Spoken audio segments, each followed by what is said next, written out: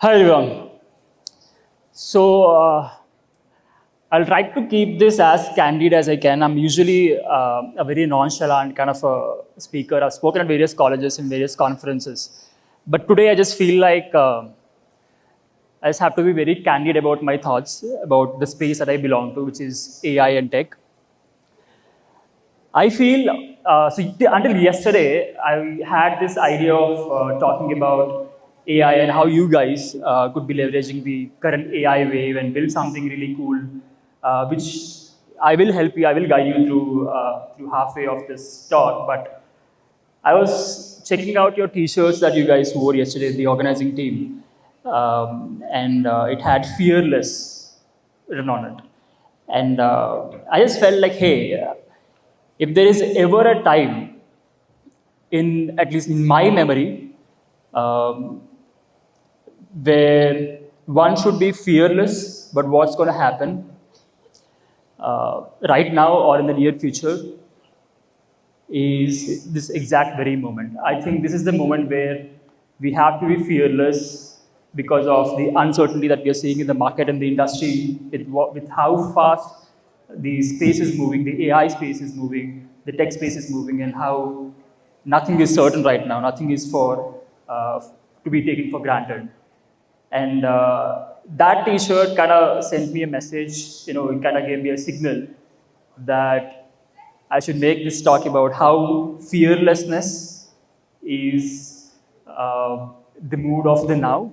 And this talk is going to be about how fearlessness is more of a practical necessity right now than a risk.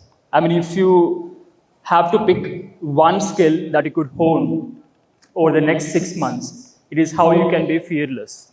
Because that is the only thing that could help you set up your career for the next 3-4 years. Yeah, so I'll just take you through, guys, through 4 of my stories through my life, and probably they'll help you throw some light into how you guys could kind of pivot in your careers or in your current life, in your professional life, and how you could maybe imbibe that into your success, whatever that means to you.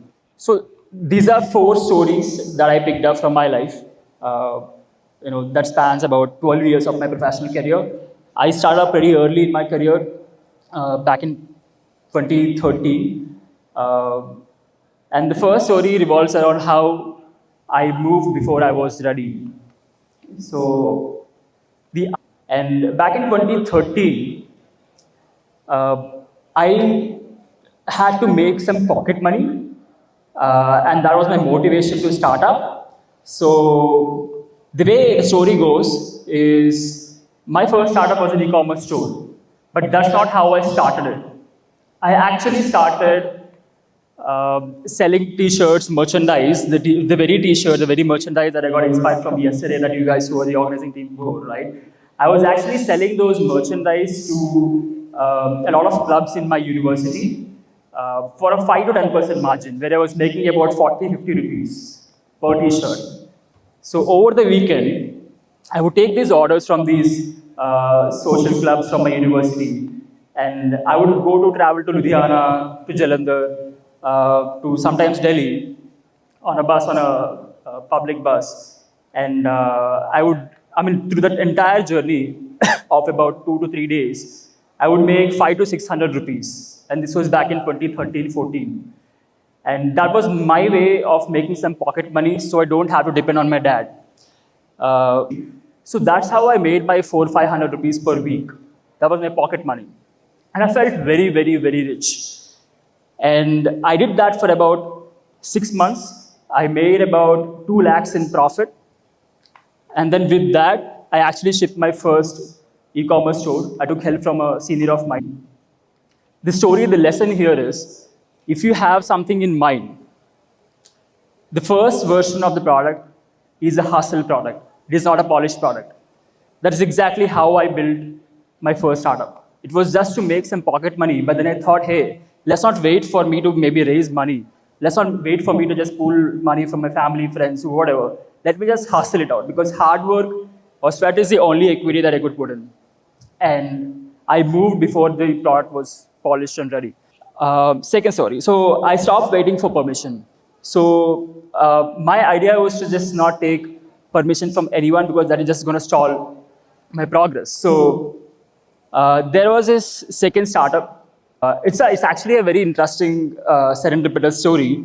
So I got into Bitcoin investing back in 2017. One of my friends was like, "Hey, you made some money, so why don't you just invest this in Bitcoin because this is the future, and this works on a decentralized ledger. It's like a very cool technology, and why don't you invest some money?" So I invested some 10,000 rupees, and this was back in 2017. But I think my instinct to not take permission from people to to analyze too much, go through this analysis paralysis of about whether to take a chance, take a shot or not, is not something that I'm a huge fan of. I think if you just believe in something, just make mistakes, you will own them, but something will lead to the other all the time. It's about just putting yourself out there. And I worked at that warehouse for about, it's a startup warehouse, startup accelerator. I worked at that accelerator for about 6 months. And in about 6 more months, in about a year after that moment happened, I raised about 150K in a hackathon for a Web3 startup. So it was totally serendipitous, and I think the only thing that I believe worked for me in my favor from this whole experience is to just not take permission and just always raise your hand. If someone were to ask you a question or ask your opinion or your advice, always give them one. Because you don't know what it will lead to. It will definitely kick off a chain reaction, and at least in my case, it did. So, and it never hurts to build a brand of your own any day. So yeah, so that's my second story. Third, okay, I looked foolish and kept going. So I got humbled in my third venture. This is quite interesting because this I really thought would skyrocket. I raised $2.5 million from none other than Eric Schmidt, who was the ex-Google CEO. He wrote the first check for my last startup called Zoe. It was an agentic social app. We scaled it to about 500,000 users in less than 6 months. But in about 1 year, we had to shut down because I really got humbled. Like I was like, hey, like nothing is working. Like we were not able to ship half the stuff that we had on our roadmap. And it was a terrible time. It was the time where I felt like, hey, nothing that I've done so far amounted to anything. And it was my biggest heartbreak till that point, and nothing else would ever come close to it. So the story, the lesson from this is that, hey, it's okay to fail terribly. If a person who ran a global conglomerate for 10 years successfully believes in you, it doesn't mean that it would take off. So at least in my case, it did not. So things will happen, shit will happen, but you should be okay with it. You should just shrug it off, just move on, and embarrassment and humiliation is part of it. I remember where I would flex about the startup to a lot of people, and I would promote it, on my shoulders to thousands of people, attending conferences and workshops, fireside chats, and so on. And all those videos would actually embarrass the hell out of me whenever I would watch them, because that startup that I spoke so highly of didn't take off. So yeah, things will go down south, but yeah, embarrassment is part of the whole deal. The next one. So after that, I kind of reinvented myself. I was like, hey, let me just build something very practical and something that is very usable. So for me, that's the takeaway. That's the lesson from my last story, which is the ongoing story, where you build something that is usable. You build something that has utility in the now, not tomorrow, because we do not know how tomorrow is going to look like. You guys have. Probably you guys do, but the pace at which the AI models are evolving right now is pretty damn fast. You can't really catch up on anything. The kind of stuff that we built on top of about 2 months ago are no longer relevant today for our customers to use. So the idea is to just build something that is relevant in the now and has utility in the now. And I think that is one way where you can build some defensibility for your product, in the age that we are in right now. So I have a couple of anecdotes, couple of headlines that I want to share with you in the next slide. Next slide. You must have heard of this, or maybe not. This single-man unicorn company called Medvi. It was started by by a health consultant. He basically built this health startup that is now doing about $1.8 billion in annual revenue. It was just built by one guy. There is just one guy in the entire team. He just used Claude Code. I'm sure most of you guys know what Claude Code is. He just used Claude Code to scale the startup's revenue to $1.8 billion in less than 8 months. So that's one anecdote for you. Second, OpenClaw. There is this guy called Peter Steinberg. He got a huge exit. He made a lot of money. He went through this exit crisis after he made all that money. He did nothing for about 10 months. And then one day, over a couple of hours, he shipped something called OpenClaw, which is basically an AI personal assistant. And that went on to do about 100,000 GitHub stars in less than 2 months, which is the fastest for a public repo on GitHub. So the lessons here basically is that you do not need funds, you do not need connections, you do not need VC money, you don't need your friends to back you. It's just you and your laptop and your Wi-Fi right now. And this has never been more real than it is today. If you have the intent, I think this is the best time to ship.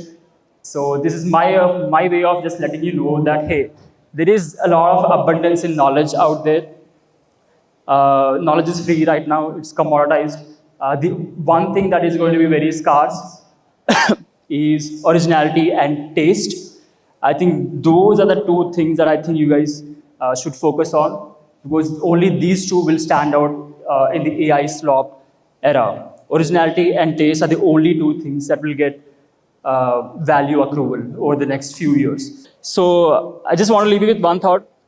The idea is to innovate, build, and move on with the new as quickly as you can. That's the only thing that you can do right now. Do not focus on skills that are no longer relevant. Do not focus on skills that are not gonna help you build the next big thing. So just think about where you are at right now. Be very relevant to what's going on, what's working right now. It's very important to be relevant, to stay updated with what's really happening and what others are building, so you can build something that you get inspired by. That's pretty much my talk, guys. Thank you so much.